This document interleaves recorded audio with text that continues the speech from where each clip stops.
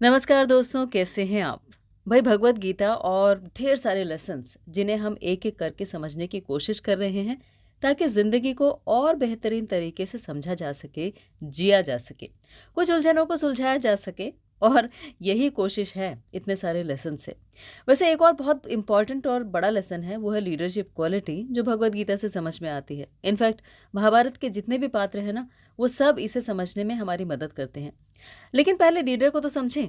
अब लीडर को जहाँ तक समझने की बात है, तो लीडर की सबसे बड़ी पहचान ये होती है कि उसके पास अथॉरिटी कितनी है और उसके फॉलोअर्स कितने हैं, और जो अथॉरिटी उसके पास है, क्या उस अथॉरिटी का इस्तेमाल करके वो अपनी फॉलोअर्स के ज़िंदगी में कोई बेटरमेंट ला सकता है, या वो अपनी उस अथॉरिटी को कैसे इस्तेमाल कर रहा है।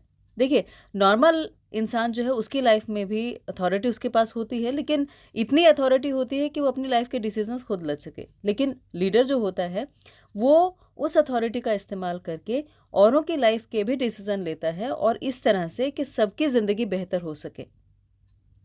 अब जब हम भगवद गीता की बात करते हैं या कुरुक्षेत्र की बात करते हैं या भगवद या फिर उस युद्ध की बात करते हैं, तो जो पूरा का पूरा युद्ध है कुरुक्षेत्र का, वो लीडरशिप क्राइसिस का ही नतीजा था।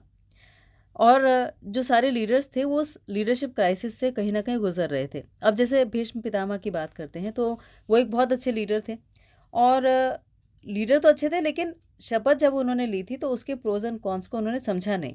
और लेकिन जो उनकी शपथ थी कि आजीवन वो अपने देश की रक्षा करेंगे, उसके वजह से ना चाहते हुए भी उन्हें एक गलत इंसान का साथ देना पड़ा।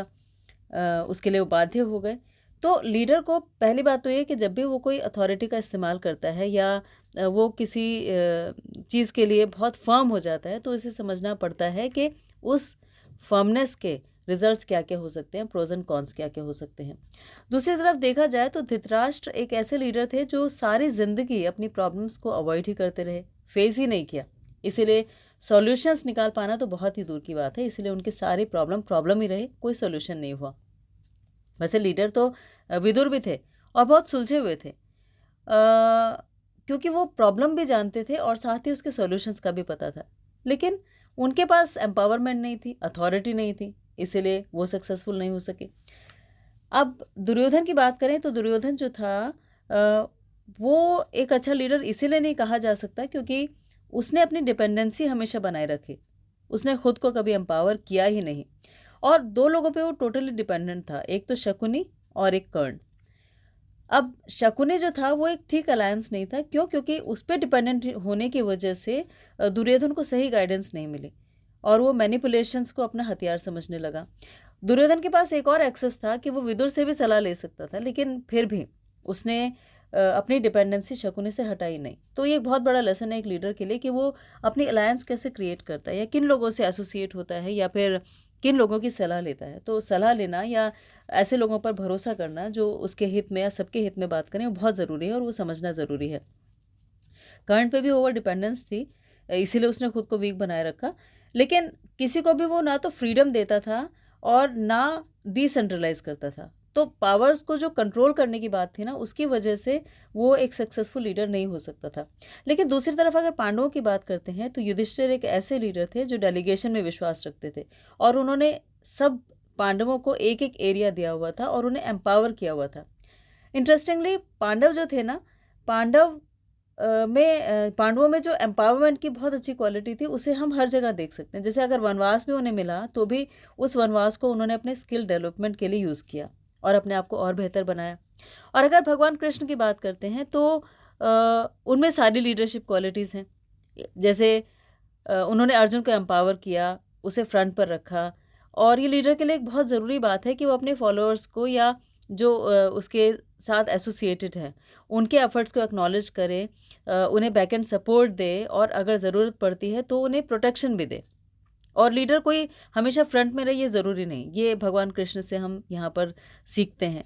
दूसरा ये कि जो लीडर है, उसका गोल, उसका फोकस एकदम क्लियर होना चाहिए। जैसे भगवान कृष्ण का गोल बिल्कुल फोकस था। उन्हें पता था कि धर्म संस्थापना के लिए वो यहाँ पर आए हैं। तो वो जो श्लोक है यदा यदा ही धर्मस्य, वो हम सबको हमेशा याद ही रहता है कि धर्म की जब जब हानि होती है तो मैं आता हूँ। तो उस गोल को उन्होंने हमेशा फ्रंट में रखा और बाकी सारे गोल्स को ओवरलुक किया। फिर भगवान कृष्ण एक बहुत अच्छे स्ट्रैटेजिक प्लानर थे, जो एक लीडर के लिए बहुत इंपॉर्टेंट है, क्योंकि वो नेक्स्ट डे की प्लानिंग हमेशा प्रायोरिटी से करते थे और पहले ही उस मूव को तैयार कर लेते थे जो नेक्स्ट डे होने वाला है। तो ये एक जो असेसमेंट है या अपनी टीम के लिए जो एक प्लानिंग है, जो स्ट्रैटेजी क्रिएट करना है, वो भी एक लीडर के लिए बहुत इंपॉर्टेंट होता है। अब अ, अब अथॉरिटी तो इन्हीं सब चीज़ों से आती है और वो अथॉरिटी बहुत माइंडफुली यूज़ करते थे भगवान कृष्ण। उस अथॉरिटी में से क्या बेस्ट निकल सकता था, जो रिसोर्सेज अवेलेबल थे उसमें से क्या अच्छा हो सकता था, वो उन्हें बहुत अच्छी तरह से पता था। इसीलिए लीडर को क्या करना होता है कि वो अपने अवेलेबल रिसोर्सेज को बहुत बेस्ट तरीके से यूटिलाइज़ करे। अब मान लीजिए मैं अगर अपनी बात करूँ तो मान लीजिए मेरे पास एक फार्मूला कार है, फार्मूला 1 कार है, तो अ, उसको बेस्ट यूटिलाइज़ करने का तरीका ये है कि उसे एक रेसिंग ट्रैक पर चलाया जाए। लेकिन अगर मैं एक अच्छा लीडर का रोल ना प्ले करूं तो उसे मैं बैल हटा के और मान लीजिए हल में जोत दूं, उसको ट्रैक्टर की तरह यूज़ करूं, तो फिर ये एक फेलियर है लीडरशिप क्वालिटी का। तो इस तरह से बहुत सारी चीज़ों को हमें ध्यान रखना होता है जब हम लीडरशिप की बात करते हैं और भगवत गीता हमें यही सिखाती है कि कैसे एक अच्छे लीडर की क्वालिटी इम्बाइब हो हमारे अंदर। और उसमें सबसे इम्पॉर्टेंट जो चीज़ होती है वो होती है know that self. Know that self मतलब एक लीडर को अपने आप को पहले ठीक से समझना होता है। ये जानना होता है कि उसकी फिज़िकल, साइकोलॉजिकल और कॉन्शियस तीनों तरीके से उसकी क्या स्टेट है, क्या मेंटल स्टेट है, क्या फिज़िकल स्टेट है, उसमें क्लैरिटी बहुत ज़रूरी है। और ये सबसे बड़ी लीडरशिप क्वालिटी है कि अपने आप में स्टिल होना ज़रूरी है एक लीडर का। और वो स्टिलनेस आती है सेल्फ इंट्रोस्पेक्शन से, मेडिटेशन से। इसीलिए सबसे important quality know that self. अब उसके लिए आप जब तक पीसफुल नहीं रहेंगे, अपने आप को पहले समझें और फिर अपने आप को एट पीस लेकर आएँ, यानी अपनी स्टिलनेस को बढ़ाएं। तो इवेंट्स कोई भी हो, सराउंडिंग्स कोई भी हो, फिजिकल स्टेट कोई भी हो, अगर आप अपने आप को हर स्टेट में एक जैसा रख पाते हैं तो आप एक अच्छे लीडर हैं। और ये क्वालिटी भगवत गीता हमें बताती है सेकेंड चैप्टर के 56 श्लोक में स्थित प्रज्ञ की डेफिनेशन से। जब भगवान कहते हैं दुखेशु अद्विग्न मनाः सुखेशु विगत स्पृहा वीत राग भय क्रोधा स्थित देह मुनि उच्यते। यानी जो कष्टों से विचलित नहीं होता, सुख में प्रसन्न नहीं होता, जो आसक्ति भय क्रोध से मुक्त है, वही स्थिर मन वाला है, यानी उसमें स्टिलनेस है। तो ये क्वालिटी एक लीडर में होनी बहुत ज़रूरी है। अच्छा, ये क्वालिटी जो है ना, वो एक दूसरी क्वालिटी को लीड करती है और वो है डिसिप्लिन। डिसिप्लिन यानी अनुशासन। अब डिसिप्लिन ज़रूरी है स्पीकिंग में, यानी बोलने में, डिसिप्लिन ज़रूरी है लर्निंग में, और डिसिप्लिन ज़रूरी है इक्वानिमिटी में। तो एक अच्छा लीडर जो है वो हमेशा खुद भी कुछ ना कुछ नया सीखने के लिए तैयार रहता है, उसकी वाणी पर उसका पूरा संयम रहता है और वो सबके साथ संभाव रहता है, यानी किसी के साथ पार्शियलिटी नहीं करता। ये एक अच्छे लीडर के लिए ये सारी चीज़ें होना ज़रूरी है ताकि वो दूसरों को मोटिवेट कर सके, प्रेरणा दे सके, गाइड कर सके, और जो लक्ष्य है वो चाहता है वो दूसरों के लिए भी उतना ही इम्पॉर्टेंट हो जाए जितना वो अपने लिए इम्पॉर्टेंट समझता है। तो इसके लिए एक साथ काम करना, एक टीम स्पिरिट में काम करना, जो दूसरे लोग हैं उनको क्रेडिट देना, संभाव रहना, यानी हर अच्छे या बुरे वक्त में साथ खड़े रहना, ये सारी चीज़ें बहुत इम्पॉर्टेंट हैं।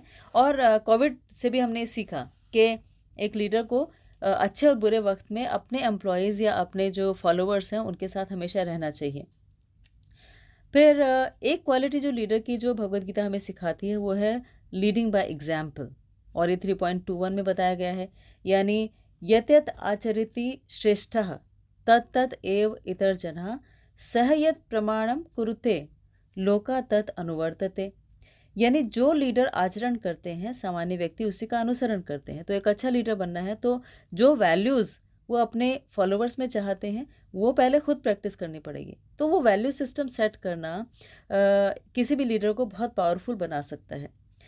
इसीलिए ये जो क्वालिटीज़ हैं ये एक लीडर के लिए बहुत इंपॉर्टेंट है। वैसे जो क्रेड के फाउंडेशन है कुणाल शाह, उन्होंने कहा था कि a great leader has to be Brahma Vishnu Mahesh, यानी Brahma means creator, so the leader has to know when to create a particular rule और अ वैल्यू सिस्टम।